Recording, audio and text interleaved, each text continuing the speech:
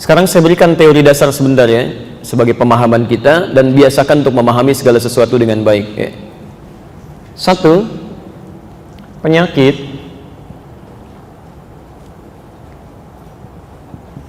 dalam istilah fikih itu dibagi dua bagian.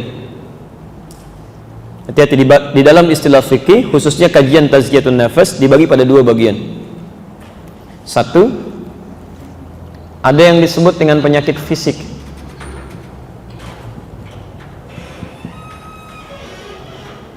Pelan-pelan ya. Penyakit fisik ya. Sakit kepala, sakit kaki, sakit perut itu fisik. Penyakitnya disebut dengan daun. Saya tuliskan daun. Penyakit fisik. Obatnya disebut dengan dawa namanya. Dawaun. Kalau Anda umrah ya atau haji menemukan tulisan dawa, itu artinya obat. Ya. Sekarang perhatikan tuntunan sunnah ya dari Nabi Sallallahu Alaihi Wasallam. Ada seorang sahabat sakit fisiknya, ya terkena penyakit fisik. Kemudian mengadu pada Rasulullah, ya Rasulullah, mohon berdoa mintakan supaya saya disembuhkan. Apa jawab Nabi? Ini yang paling menarik, ini sunnahnya. Kata Nabi, idzhab ila tabib. Berdoa bagus, tapi kemudian kata Nabi pergi ke dokter. Ya, tabib dalam bahasa Arab disebut dengan tabib ya. Ditulis dalam bahasa kita tabib. Tabib itu bukan tukang obat ya, hati-hati. Tabib itu dokter, bukan tukang obat. Jadi kalau orang Arab bilang tabib itu maksudnya pergi ke dokter yang berlisensi, yang punya spesialisasi tertentu sesuai dengan penyakitnya. Awas fokus, ada istilah-istilah yang kalau ke kita itu suka berubah pemaknaannya. Ya. Pernah mendengar kata mujarab? Mujarab, obat mujarab misalnya kan? Apa artinya mujarab? Halo? Cepat sembuh, ya tuh sudah keliru kan? Baik. Kalau yang tidak cepat sembuh apa? Baik ya. Mas, mujarab itu asalnya bukan manjur, bukan cepat sembuh. Jamu manjur, jamu mujarab gitu ya.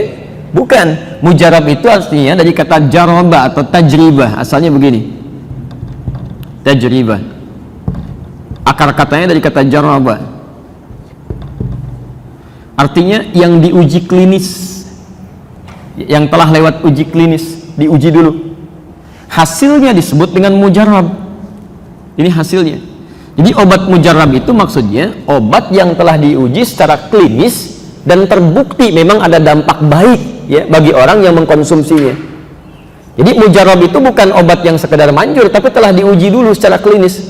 Ya, dipraktekkan ke hewan tertentu atau yang punya kesamaan dari sisi DNA-nya dan sebagainya. Setelah diketahui betul, benar, ada prakteknya, baru kemudian ditetapkan dan bisa dikonsumsi oleh orang yang memiliki penyakit sesuai dengan kadarnya. Jadi bukan manjur ya, hati-hati. Ada mungkin tukang jamu atau tukang obat yang lainnya mengatakan jamu mujarab, tapi belum pernah diuji. Mungkin Anda yang jadi uji cobanya gitu ya. Baik, jelas ya? Baik, jadi ini bagian pertama yang mesti kita pahami dulu. Jadi izin, mohon fokus. Sunnah nabinya kalau Anda sakit secara fisik, silahkan berdoa kepada Allah minta kesembuhan. Sunnah pertama dulu. Sebelum apa-apa dikerjakan, bermohon kebaikan dulu pada Allah. Nah, doa ini nanti yang akan menghadirkan bimbingan dari Allah kepada kita untuk menuntun pada dokter yang benar. Kadang-kadang di perjalanan suasana hati bisa berubah, Pak. Atau dibuat situasi misalnya kena macet, kena kondisi tertentu, Anda dipalingkan pada dokter yang benar oleh Allah. Yang memang fokus pada penyakit Anda, tidak menambah biaya yang macam-macam, kan? Tidak menghadirkan segala hal yang tidak Anda butuhkan. Tidak sedikit penyakit yang memang hanya tuntas dengan air putih, diminta minum yang lain misalnya. Kan ini persoalan serius di sini.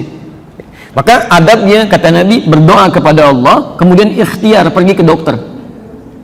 Ya. Jadi salah kalau orang misalnya diberikan penyakit fisik, ya datangnya misalnya maaf ya ke tempat-tempat yang tidak diperkenankan, tidak sesuai dengan pandangan Nabi ini.